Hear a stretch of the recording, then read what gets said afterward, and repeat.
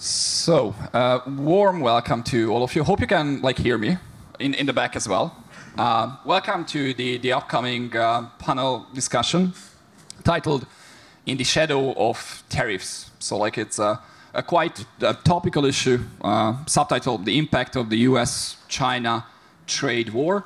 And the participants are going to be David Goldman, American economist, strategist, author, publicist, and Viktor Eszterhai, senior research fellow at the John Lukács Institute for Strategy and Politics from this university, from Ludovika University of Public Service. My name is Zoltán Vörös, also coming from this university.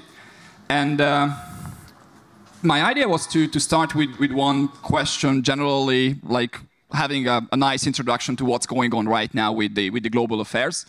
And obviously, at the end, you're going to have the chance to have your questions as well. So we're going to provide time for you as well.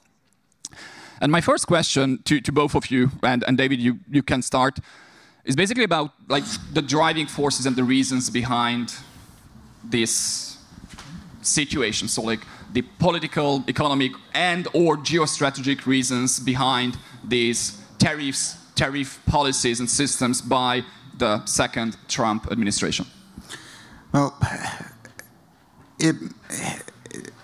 the final cause of the tariff issue is demographic imbalances. Just as young people borrow to raise families and start businesses, and old people lend for retirement income, countries with a lot of old people need to accumulate savings for retirement, so they export and save the proceeds, and countries with a lot of young people borrow to build infrastructure and public services and so forth. That's the norm, and the Nobel Prize winner Robert Mundell established this in economic literature 30 years ago. For the first time in world history, we have a simultaneous aging of virtually every part of the world economy. So everyone is in imbalance. Everyone needs more savings. And everyone's trying to export to everyone else. It's not a soluble problem in the old-fashioned way. So from the American standpoint, we have an extremely low savings rate. We have an aging population, very rapidly aging. We need more savings, but we've acted as a source of demand for the rest of the world, running trillion-dollar trade deficits, cumulative trade deficits of about $30 trillion in the last 2 generations. And that leads to the second cause, which is a debt crisis. President Trump is not being a baby when he says that we're going to face a debt crisis if we keep running the kind of deficits we have. We've got to stop them. So his proposal is to impose tariffs. Now, you can argue that there are many other things you could do as an alternative to tariffs, but that's what the administration has chosen to do, and it certainly is one of the possible remedies. There's a question of what the best kind of tariffs are and where they may be more harmful than helpful, but I'll leave that to later in the discussion. Thank you. Good afternoon, everyone. Thank you also for being here. Partially, I will agree in this regard that one of the key reasons is those kind of big structural issues which really place here and have a matter here. I think there are 2 camps in the United States currently, and I see it as an external observer. So in recent years, I have a chance to talk with many advisors, sometimes even politicians and many experts on this regard. There are 2 camps in the American political elite who see the current issues very problematic. And both of them have an argument which is based on a structural issue. So one of the group of these experts or this kind of political elite identifies that we are living in a bipolar world. And bipolarity is a structural issue which could be predicted.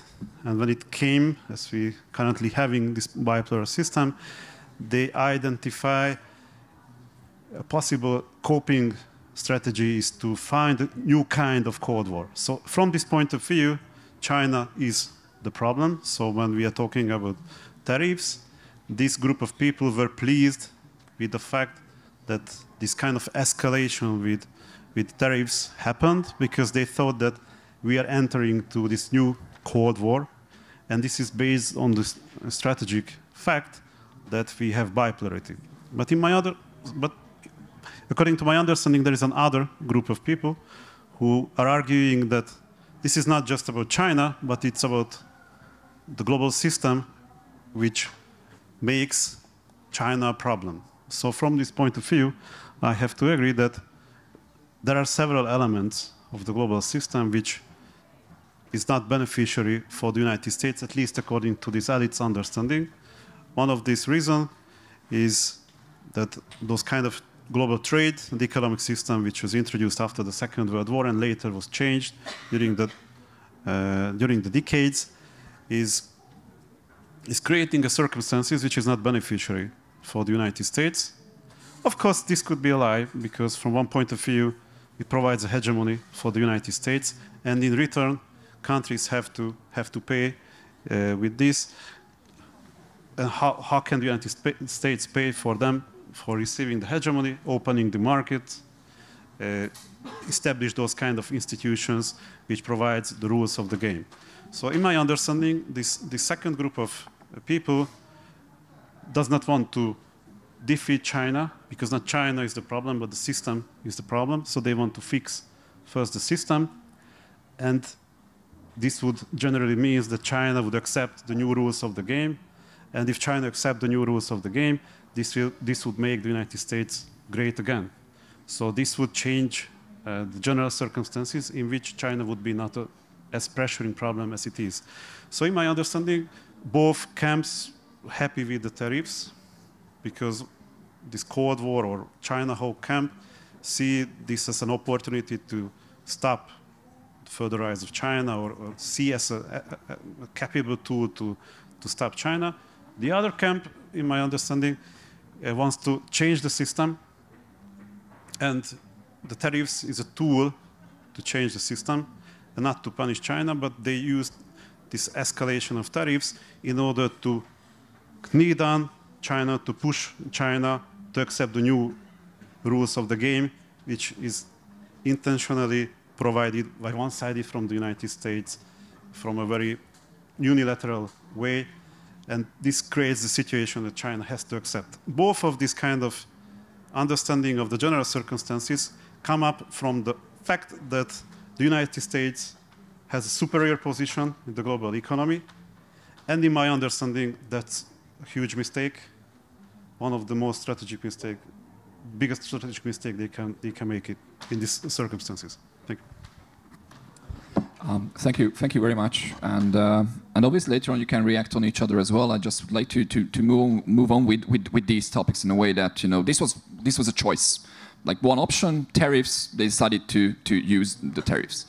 You also can see whether it was against China or against the system itself. The tariff is out there, but what we witness is that generally the foreign policy of the United States is not always predictable.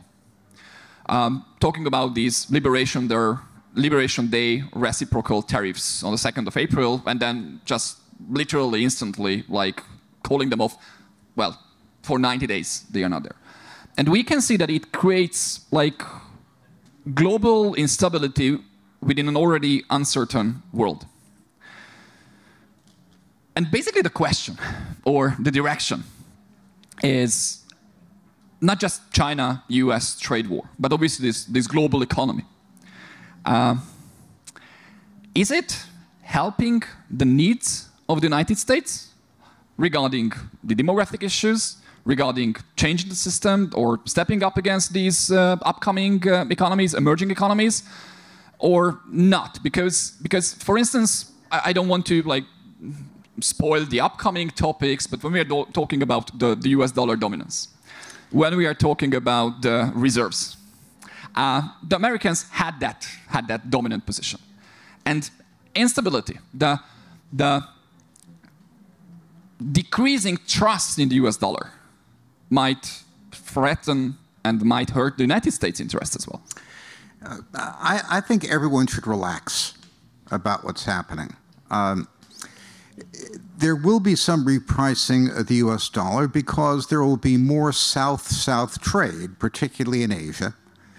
And that's simply because these 7 billion people of the global South have a 4% annual growth in consumption over the last generation, and they'll continue to. And America has about a 2.5% growth in consumption. And that probably has to slow because we have a debt crisis. So certainly there will be some diversification away from the dollar into Asian currencies. We've already seen that. We've seen the dollar down about 10% over the last several months. But that's not a catastrophe. That's an adjustment. We've seen stock markets fall, but not catastrophically. All that's happened really is that for the American stock market, the price-earnings ratio in the Standard & Poor's 500, which was 2 standard deviations above the mean at 26, has gone back to 18, which is the long-term mean, and it's held there. So again, we should relax about it.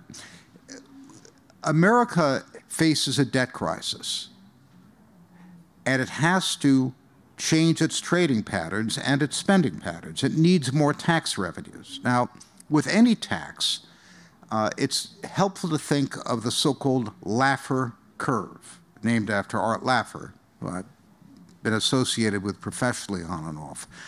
It simply says at 0 tax rate, you get 0 revenues. But at 100% tax rate, you also get 0 revenues because there's no economic activity. So with 0 tariffs, we get no revenues. If we have 1,000,000% tariffs, we also get no revenues because there's no trade. Somewhere in between 0 and 1,000,000, there's a sweet spot, there's a peak where we maximize revenues. My guess is it's around 10 or 15% tariffs. There's nothing wrong with a 10 to 15% tariff from an economic standpoint. It's like a value-added tax. Your value-added tax in Hungary is what, 26? 27. 27. Crazy. So we have no value-added tax in the United States. So if we have a 10 or 15% tariff, it's not going to be the end of the world. We'll raise $300 or $400 billion worth of revenue from that, which we desperately need, and the world will adjust to that. We'll do some more manufacturing in the U.S. We'll import a bit less, and exporters like China will diversify away from the United States to the global South, but they've been doing that for years anyway. China now exports 3 times as much to the global South as it does to the U.S. It exports more to the global South than to all advanced markets combined. That's been a trend, and that will accelerate because that's where the growth potential for consumption is. So with any luck, there will be a lot of noise and flashes and a lot of screaming and yelling, but at the end of the day, we'll make a necessary adjustment which is dictated by demographics, debt profiles, trading profiles in a rational way. That's my hope in any case, and nothing I've seen so far refutes that hope. Previously I mentioned that there are 2 camps, and one is this kind of China hawk camp, and the other is those people who want to change the system. And in my understanding, the administration followed the second strategy to change the system. And in this regard, I think it was quite successful in that sense that they identified the goals. What was the goal? To fill the financial holes, make the United States more competitive, keep the dollar as a hegemonic currency. So these were the most important strategic goals. And of course, at the end of the day, they wanted to change the system. Could they change the system? I fully agree with this. They come up with a very harsh approach, and then at the end of the day, everybody was happy to pay 10% tariff. Nobody said, oh, it's not acceptable anymore. Everybody was happy at the end of the day to pay just 10%. And then the rest is negotiable. So from this point of view, it seems that this tariff game or this kind of policy worked very well. So fits into the strategic concept to change the system. I think there is one problem, but very serious problem. In order to really change the system, most of the actors have to accept the changing rules and the new reality. So it goes back to the Plaza Accord problem. Plaza Accord was successful because the others were ready to accept it. Japan accepted it. They did not like it, but they have to accept it. European countries had no other choice because on those geopolitical circumstances, being ally of the United States and the American army is on the soil of your country, what can you do to accept the unilaterally changing rules of the game?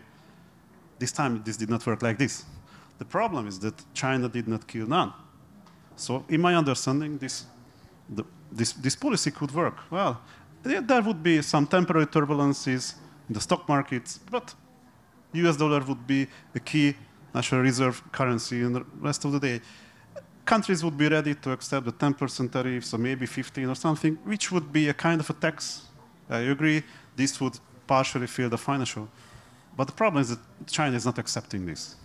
And this creates very serious problems. First of all, that the others see the country to follow, to start to negotiate with each other, that we don't accept the rules of the game.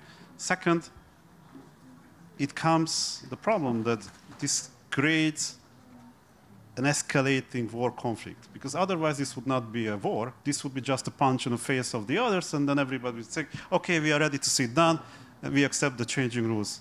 But if they start to fight back, the type of the fighting would change dramatically. So in my understanding, and I can even put it parallel to the Russian-Ukrainian war, so Russia had an idea, they thought that they are superior, they have upper hand, they would march into Kiev, but the problem, Ukraine was very much prepared, so they did not follow that strategy, so they have to rethink it. And then they said, okay, we can break Ukraine with an invasion, because they will run out of capacities. But after a few months, they recognized that, wow, it's not really working very well, so it's time to negotiate. So we are in 22 May, when Russia and Ukraine started to discuss with each other how to end this war. And I think if the United States is smart, they would end the war. But it would be not a good outcome for the United States, because in this case, they have to accept the Chinese demands. So it would be not a one-sided, unilateral kind of agreement. But the other problem is that they continue to fight the war, and who knows what will be the end. Sorry, it was long. I'm an economist, not a geostrategist. And the way I look at it is, China has been preparing for a very long time for an economic divorce from the United States. In 2007, China's exports to the US were 9% of its gross domestic product. When President Trump took office for the first time in 2017, it was 4%. Now it's 2%. China's been shifting its exports away from the United States, and indeed away from the industrial world, to the global south for years. And that is a well-thought-out long-term plan. That's the Belt and Road Initiative, which is the biggest lending program ever to the global south, as well as the industrial plans of Huawei and other firms which build infrastructure, digital and otherwise, in the global south, and that will continue.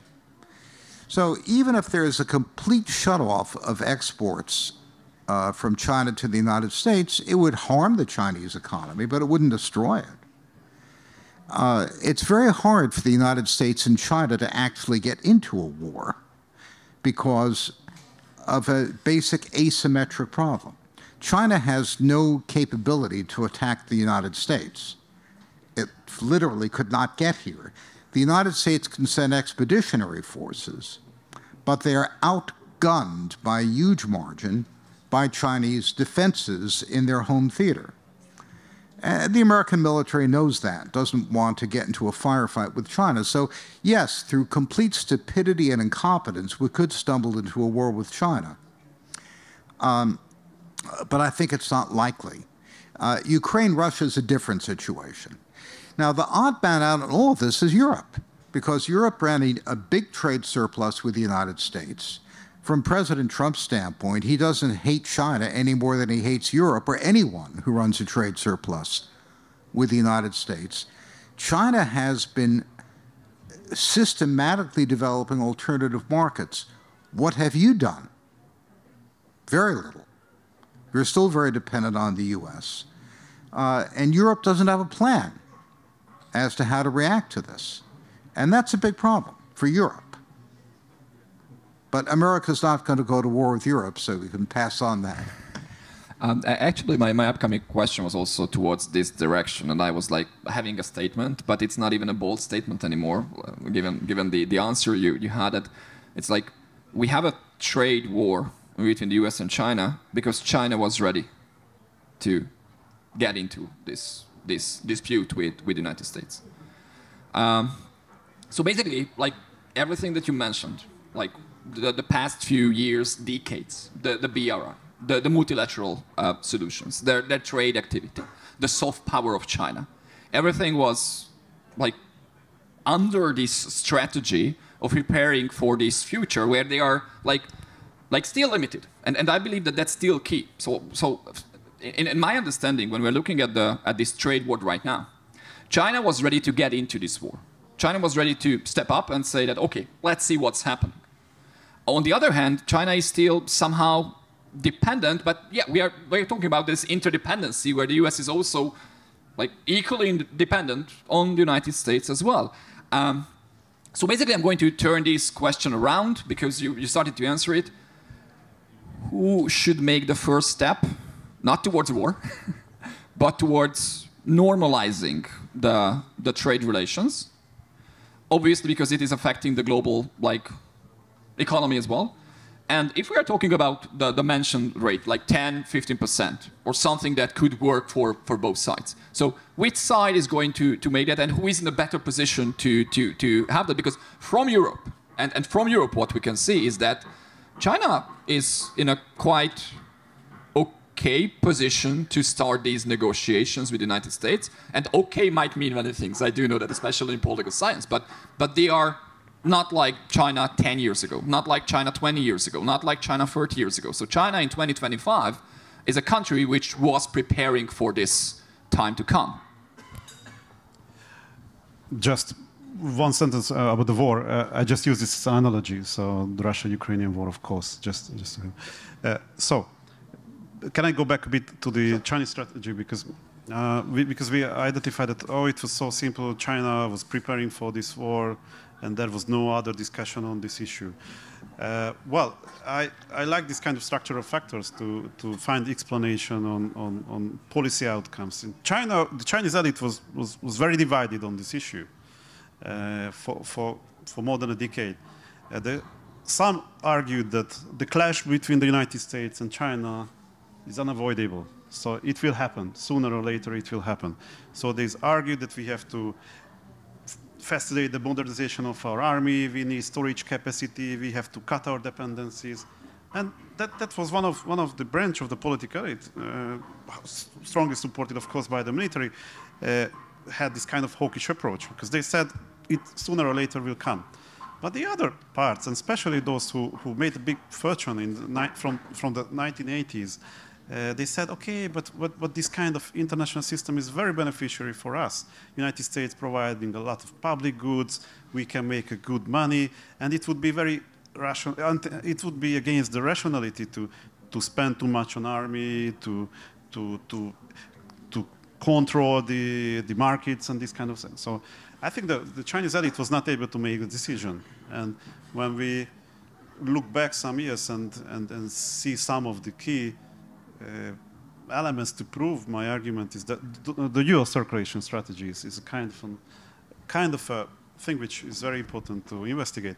Partially, it wanted to maintain the circulation of the global economy, do what China did for decades, wanted to be playing as keeping the international system. But at the same time, of course, it was a kind of preparation for this kind of clashes at the same time. So in the Chinese elite, this kind of duality was a kind of long phenomena. So I would not say it was just everything went into this logic. So both camps had very good arguments. Professor Yen Xuetong will be in the camp, will be in the tent tomorrow. He was my teacher in China more than a decade ago, and he was very much pushing this idea that we have to prepare for this China need allies and so on and so on.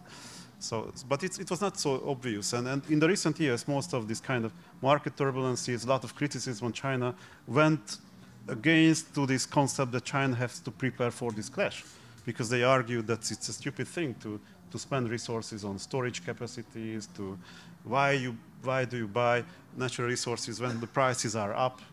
Since the last 2 years, it was kind of a general phenomenon. So I would not say it's so simple. Who have to say the first? Who have to send a sign to that we need to have an agreement is the United States currently. And I think this is happening actually. So there will be the first steps of negotiations in Switzerland, according to my latest information. I think that comes mostly from the United States. China chose a path, said, okay, the door is always open to come, but I'm not stepping back. And I think the society is able to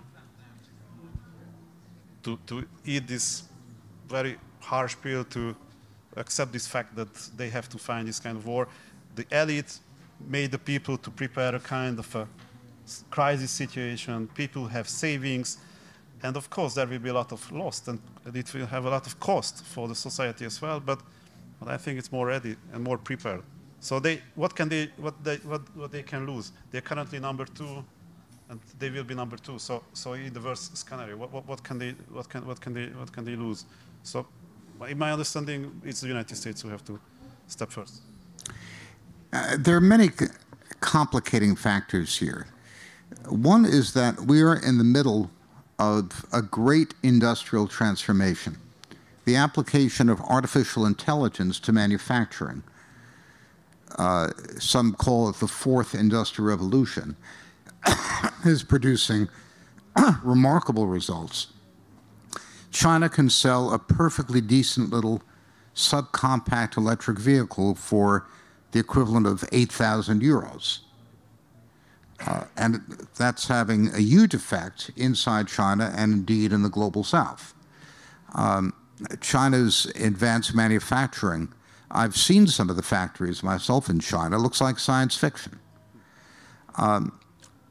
That's one reason the United States should not let Chinese electronic vehicles in at any price, because they'd kill the American auto industry. And we have a strategic reason to keep the auto industry, which goes beyond economics. Now, President Trump has at several occasions said, why not invite China in to build electronic vehicles in the United States? I think that's a great idea.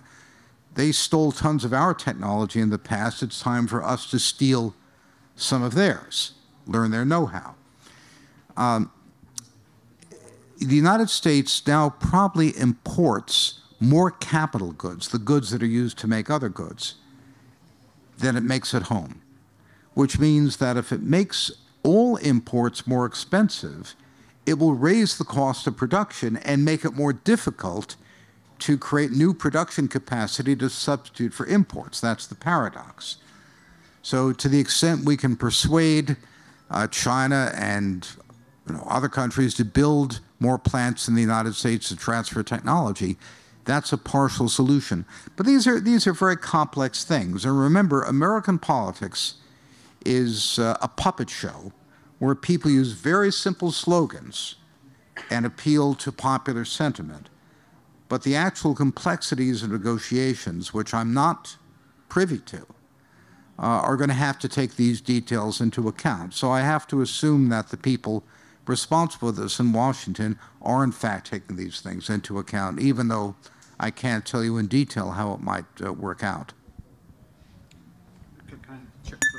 What would this mean in the reality, in the real economy? So that they take into account, but what could be the outcome in this case?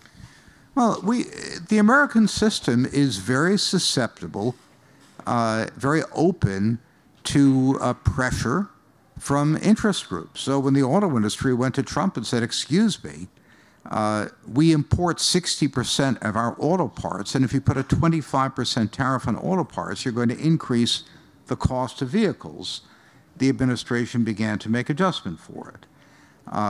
Same thing happened with consumer electronics. So we have a rough and tumble process of consultation.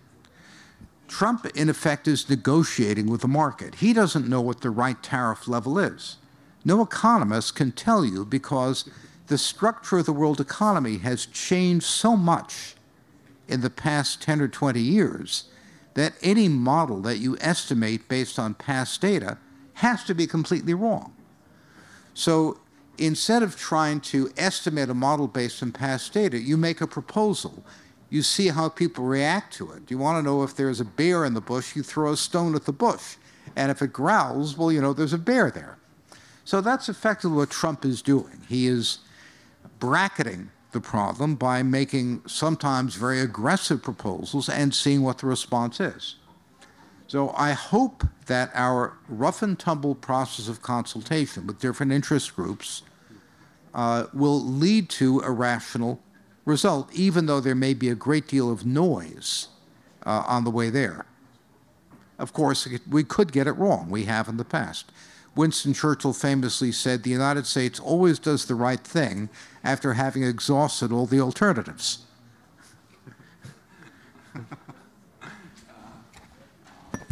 I guess we still have time for one question, and then we can open the floor to the audience as well. And I don't know what should be the next question. In a way that still many things are in my head regarding this trade war.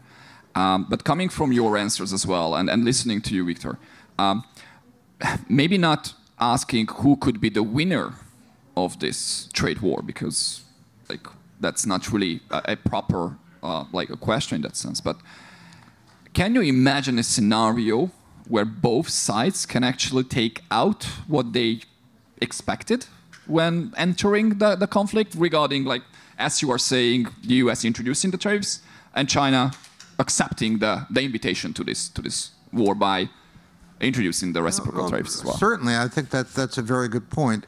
If the United States could reduce its deficit, both the trade deficit and our budget deficit, which are now excessive and leading us into danger, and continue growing, then we can declare victory for economic policy. And if China can continue its success in shifting exports to the global south and continue growing at the 4.5% level, which Xi Jinping sees as the necessary compound growth rate over the next 20 years, and become what he calls a moderately prosperous country by the middle of the century, China can claim victory. So it doesn't necessarily have to be a lose-lose situation. Agree. Well, so according to the academic literature, there is no winner in a trade war because everybody loses. But it's more complicated. So when a decision maker makes a decision, they don't necessarily do a cost-benefit analysis. They see that, can I achieve my goals or not? So in this regard, winner can be those who achieve the strategic goals. Can the United States achieve these strategic goals? I don't think so. So because China can block it. So if they fight this war, so that kind of agreement could be achieved if both sides would be rational and stop the war now and then. You don't agree with this? Well, the question is, how do you define victory? Under previous administrations, the United States wanted to impose its vision of the world on other countries, from Iraq and Afghanistan to Kosovo to, you name it. And we spent many trillions of dollars trying to impose this vision on other people. What Donald Trump means by America first is that he really doesn't care how the rest of you govern yourselves. He wishes you well.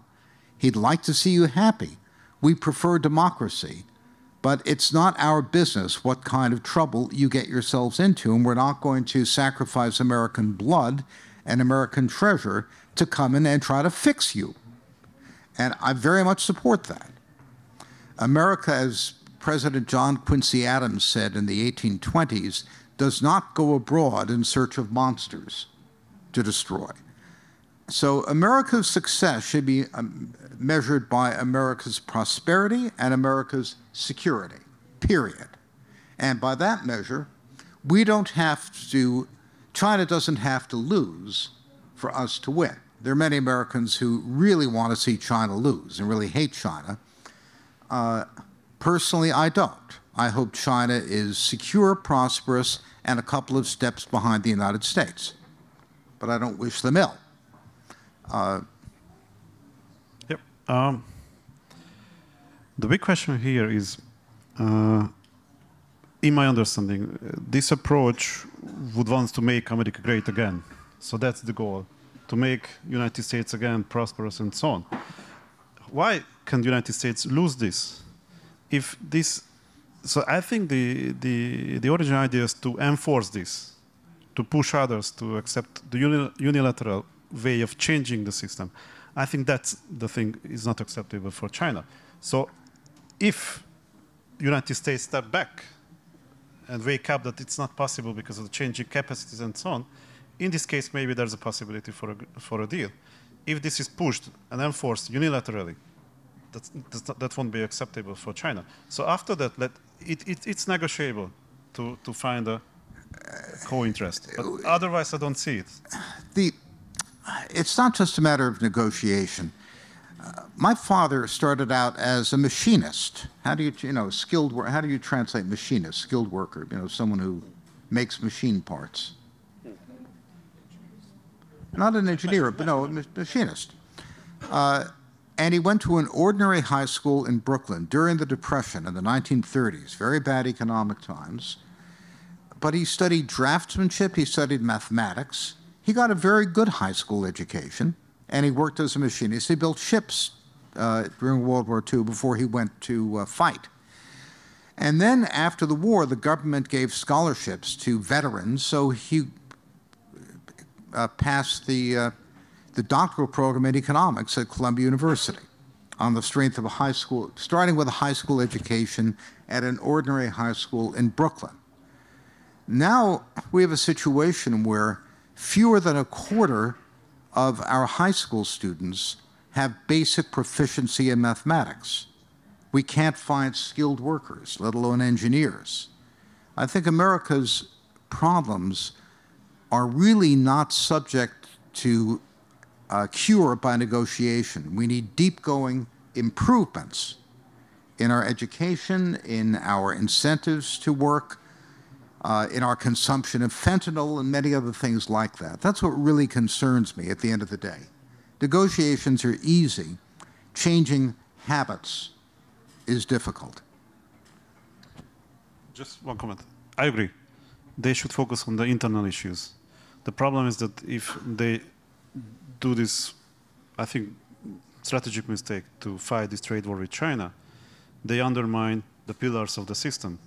And there will be not enough resources to put more energy on education and so on.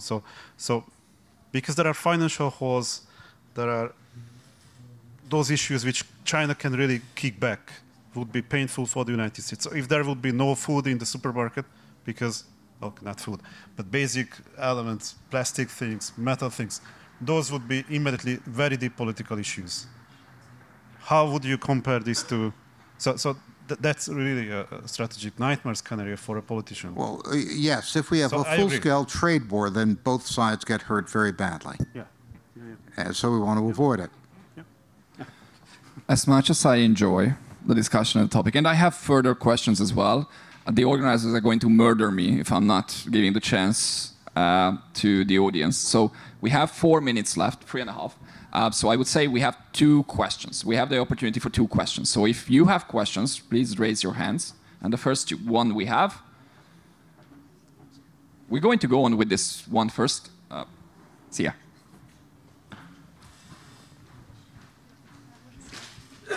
So thank you for this very informative discussion. And my question would be, do you see a future possibility of cooperation between the United States and China in the field of artificial intelligence research and development? I think it's extremely unlikely now, although the cooperation exists at the capillary level. 2/3 of Americans engaged in artificial intelligence research come from China. And people flow back and forth all the time. We may prevent Chinese companies from buying American technology, but they can hire anybody they want. So no matter what we do, there's a free flow of intelligence, information, and people between the United States and China, which will lead to mutually supportive development as much as governments try to prevent it. But for national security reasons, we'll do everything possible to discourage it. We just won't be very effective at discouraging it. I would be surprised in the short term, but long term it depends also on the capacities. Would be there dramatic asymmetry and this kind of stuff. So, but currently it's no way. Yeah. Okay. And we have time for one more question.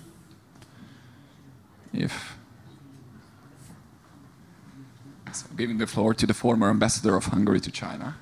Thank you very much.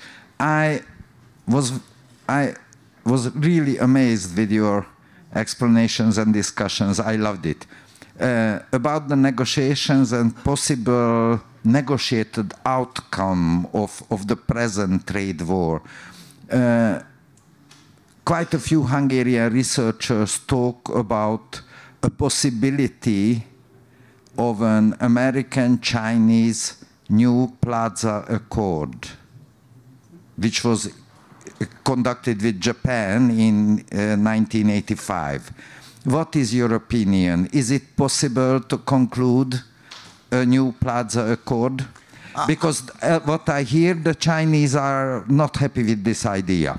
Yes, well, there's a popular paper by Stephen Mirren, who's now, I think, the chairman of the Council of Economic Advisors, from last October, talking about that possibility. I think there are two reasons why it isn't likely. The first is the Chinese will tell you, we saw what happened to the Japanese with the Plaza Accord. It didn't do them any good, so we're not going to be as stupid as the Japanese, so we won't do it. The other reason is I don't think currency revaluation has as much importance now as it did in a much simpler world 50 years ago. We now have global supply chains which are highly specialized and will not be rearranged simply because of a 10 or 20% change in the currency. So that's a conjecture on my part because we don't have the data to look at this, but I think the importance of currency parities has tended to be exaggerated in terms of evolution of balance of payments positions, and I think the changes in industrial structure make currency parities even less important. So that's my best guess. I'll stick around for a few minutes if anyone has a question they didn't get to ask. Okay, so according to my monitor, our time is up. According to my watch, we still have like 1.5, 2 minutes. I don't know which one is correct. I should. Okay, so if any of you still have questions, then I'm going to have the last one. And obviously, well, like we're talking about shadows in the title. We're talking about U.S., China, but already you mentioned that the U.S. is not going to step into war against Europe. So the question is about the role of Europe. Since we are Europeans, what Europe can expect from the US in this regard for the future? And obviously we do know that the environment is also not just about tariffs. NATO is there, security is there, so the Russian-Ukrainian war is there. So what we can expect in that sense, and I guess partially it is also true, so what China can expect from Europe. So that goes to Viktor as well, to have like a question to each of you. Well, I think your prime minister has a number of very good ideas about this. For example, Turkey is the only European member of the Organization of Turkic States. I mentioned the demographic issue. It's interesting that the only part of the world where you have rapid growth of the workforce for demographic reasons and also a highly educated population is Central Asia. So Central Asia represents an enormous potential for Europe. There was just a conference in Kazakhstan where von der Leyen spoke. And of course, Prime Minister Orban has been very interested in this. So I think that kind of thinking is good. And I also think that solving the Ukraine-Russia war problem and restoring cheap energy, which I know has been a priority of your administration, is a good proposal.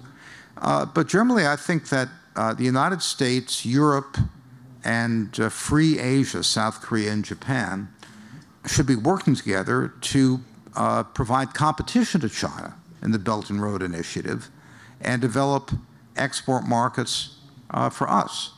I think most countries in the global South would be very happy to have a competing offer to China's.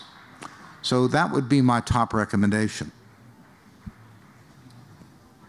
I think China cannot expect too much from the current political elite. So the current political elite is the problem.